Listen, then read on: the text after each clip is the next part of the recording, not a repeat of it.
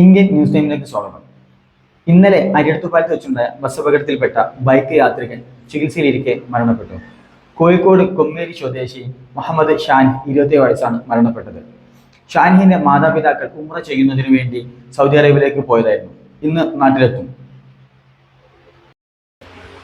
ഷാഹിന് സഞ്ചരിച്ചിരുന്ന ബൈക്കിലിടിച്ചായിരുന്നു ബസ് മറിഞ്ഞത്. ഗുരുതരമായി പരിക്കേറ്റ മുഹമ്മദ് ഷാനിയെ അപകടം നടന്ന ഉടനെ തന്നെ കോഴിക്കോട് ബേബി മെമ്മോറിയൽ ആശുപത്രിയിൽ എത്തിച്ചിരുന്നു.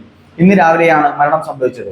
ബസ് മറിഞ്ഞതിന് തൊട്ടു മുൻപ് ഷാനി സഞ്ചരിച്ചിരുന്ന ബൈക്കിൽ ഇടിക്കുകയും ഷാനി തെറിച്ച് റോഡിലേക്ക് വീഴുകയുമായിരുന്നു. അപകടത്തിൽ ആകെ 54 പേരാണ് ചികിത്സ തേടിയത്. 12 പേർ കോഴിക്കോട് മെഡിക്കൽ കോളേജ് ആശുപത്രിയിൽ ചികിത്സയിലാണ്. പോലീസും അഗ്നിശമന സേനയും നാട്ടുകാരും ചേർന്നാണ് രക്ഷാപ്രവർത്തനം നടത്തിയത്. കോഴിക്കോട് മാവൂർ കൂളിമാട് റൂട്ടിൽ ഓടുന്ന ബസ്സിനു പകരം സർവീസ് നടത്തുന്ന ബസ്സാണ് അപകടത്തിൽപ്പെട്ട ബസ്സിന്റെ മുൻഭാഗം തകർന്ന നിലയിലാണ്. ആളുകളെ മാറ്റിയ ശേഷം ക്രെയിൻ ഉപയോഗിച്ച് ബസ് ഉയർത്തി റോഡ് ഗതാഗതം പുനഃസ്ഥാപിച്ചു.